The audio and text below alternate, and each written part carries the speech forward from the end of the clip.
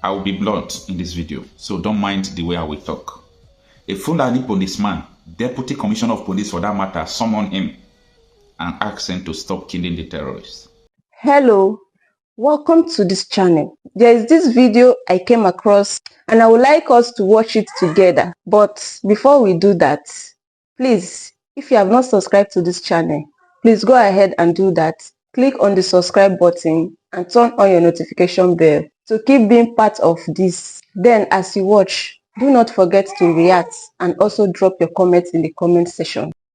Good day everyone, thanks for joining me in this video.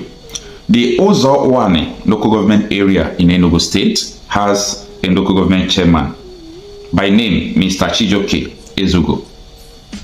Before now, most of the local government chairman in Enugu state, whether they are being used by the governor or they are insensitive to what is happening in Enugu state, we've had a lot of issues of kidnapping, killing, taking even camps and villages in Enugu state by the armed herdsmen that they refuse to tempt terrorists, of which they are. Now, after the major protest by the mothers in Enugu state, there comes another protest by the same mothers as well, and police harassed them and intimidated them. I could remember receiving, I forgot his name, I'll go and check it again. I don't know this guy's name. He said he works with one local government chairman, that he want to warn me that we are carrying propaganda in Enugu, that Enugu is safe. Now, issues of local government and this Fulani, that is the same place this guy said that it was a propaganda. Now, what happened? Listen up. The local government chairman now, because of the rate of insecurity, his local government is already gone. He now gather vigilantes, start going to the bush to comb out these terrorists and fight them and begin to flush them out, begin to kill them. I will be blunt in this video, so don't mind the way I will talk. A Fulani policeman, Deputy Commissioner of Police for that matter, summoned him and asked him to stop killing the terrorists. I want you to go and verify what I'm saying. I want you to fact check me. Because you see, the issue of insecurity in Nigeria, I have done everything that I could do when it comes to investigation. And I am telling you that there is nothing, absolutely nothing, that will stop this insecurity of Nigeria unless the Aburi Accords will be implemented or a total separation of Nigeria. That is the only solution to this insecurity. Every region, every state must handle their security. That is the ultimate. Everybody must handle their security. So what is the business of Deputy Commissioner of Police telling a local government chairman to stop combing the forest? For those of you who don't understand the word combing, it's a security term, just like you comb your hair, means to flush out unwanted people in the bush, terrorists. So he stopped this man from doing that. But I want to tell everybody from this Fulani to gather around Chijoke, gather around your local government chairman, because when these people are being stopped, listen, they will gather these terrorists and send them back to the local government to carry reprisal attacks. It has happened times without number. We know their, the way they operate, the modus operandi. We know the way they operate. If this thing happened today, we'll tell you that this is what is going to happen there, because it's just similar to the way they operate all the whole country. Now, if Nigeria is a country that's supposed to save the life of her people, this police commissioner who is trying to stop the flushing out of terrorists supposed not to be there. Supposed not to be there. They're supposed to sack him or use protest to remove him, but he's just doing the work of people who sent him. Now, let us go through this article for you to understand what I'm saying very well. It reads that Enugu Police Command summons council chairman for setting up vigilante group to go after killer herdsmen. The article reads that the police in Enugu state have summoned the chairman of the Fulani local government area, Mr. Chijoke Ezugo, over allegations that he and his vigilante group have been combing forest and going after killer herdsmen, Sahara Reporters learned. According to security sources, Ezugo was invited twice with his vigilante group to the state police command headquarters through the office of Deputy Commissioner of Police Operation.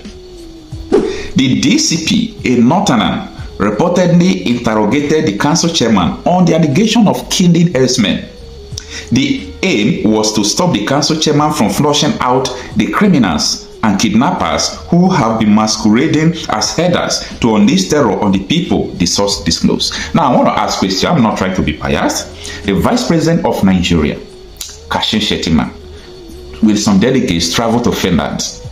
They went to Finland. Mba endorsed them that the people who are kidnapping and killing in Enugu State are the IPOB members of Herdsmen, or so many names that they used to call them.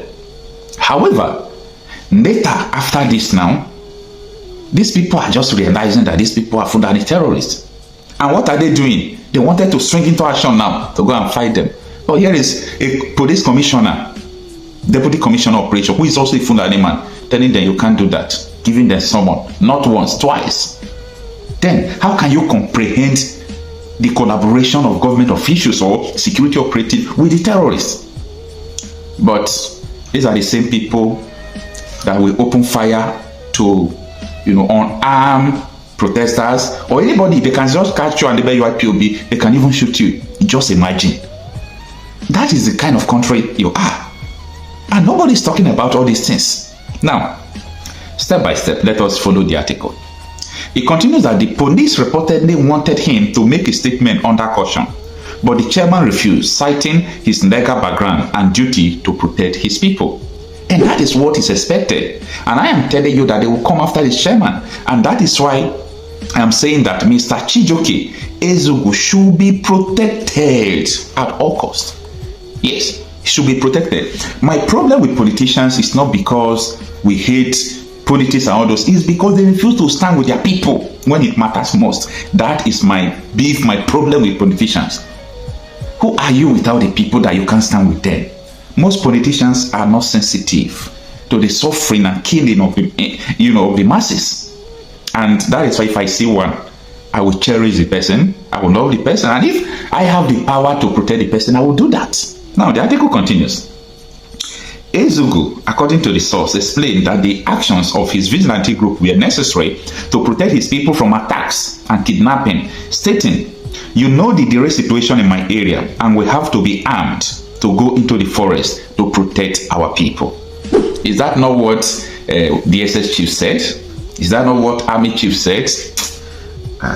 People don't still know what Nigeria is turning into. It continues that the matter is said to have been taken up by the governor, Peter Mba, who intervened to prevent Enugu from being taken to the force headquarters, Abuja, where the DCP felt his associate will be able to bring up trump-up charges against the council chairman. Ofune. So, this council chairman was appointed by Mba, as usual, and they wanted to bring charges against him for killing terrorists. Just imagine. Hey God. Now, the circumstances surrounding the governor's intervention have also raised suspicions, given the alleged connection between the governor and the northern interests. In the past month, several people in the council area have been killed and farmland destroyed. So many have been kidnapped and millions of naira paid in ransom. Some are still under their captors, lamented another source. But what have they done about all these people who have been kidnapped, who have been killed? Nothing. If we talk, they say we should not talk. Now, of most recent, the killing of a 90-year-old man and wife in Nimbo. It should also be noted that marauding herdsmen not only operate from the forest, but they come to people's houses. Now, the chairman took the bold step to protect his people and started going into the forest. Remember that the police didn't respond to all these problems and killing, but now he is being harassed by the police, said another source. I want you to think. If you have brain, think. Think about this. If you have brain, there's someone who is just trying to help his people. Police is after his life. Because there is score in Abuja, people are supporting all these herdsmen, all these Fulani terrorist people who are in politics are supporting them. People have been dying. A lot of things has been going on. Nobody, feel like doing anything. But just come after them. Everybody will say, hey. That is just to tell you that these people are colluding. These people are colluding. Now, let me continue with the article. It says that the Sahara reporters reported on June 2nd how a 90-year-old man, Eda Otiagoku, and his wife were allegedly killed in their homes at Ekuru village of Nembo, Ozowane local government area by Arsenal suspected to be Maronde herdsmen, who had made life miserable for the local communities. The unfortunate incident, which was latest in the series of carnage going on for months in the council area, occurred on last Wednesday. The witness had told Sahara reporters that the victim's grandchild had visited them earlier and returned to school unaware of the danger that awaited them. The assailants entered Ekuru village of Nembo notice, met the non-Aganarian and his wife eating. They killed them and dropped their blood-soaked matches on their body and fled under cover of the night.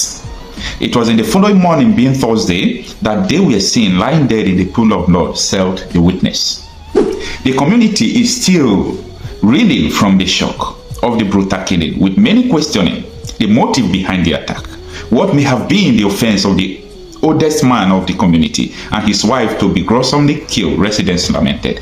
However, out of the article, there is nothing like what the old man did. You know, they are just trying to pass a message. We can come, we can go. We old here, we want to take care. So it's just a message. There is nothing that the man, did to warrant all these things. The article continued that this incident has reignited fears in the community, which has been plunged by the attacks from Fulani herdsmen in the past. In 2016, about 12 indigenes were killed in a similar attack. Since then, the community has been under siege, with reports of killing, rapes, and destructions of farmland. But who said all this? Nobody talks about them. Nobody talks about it. They are busy chasing people who are doing nothing.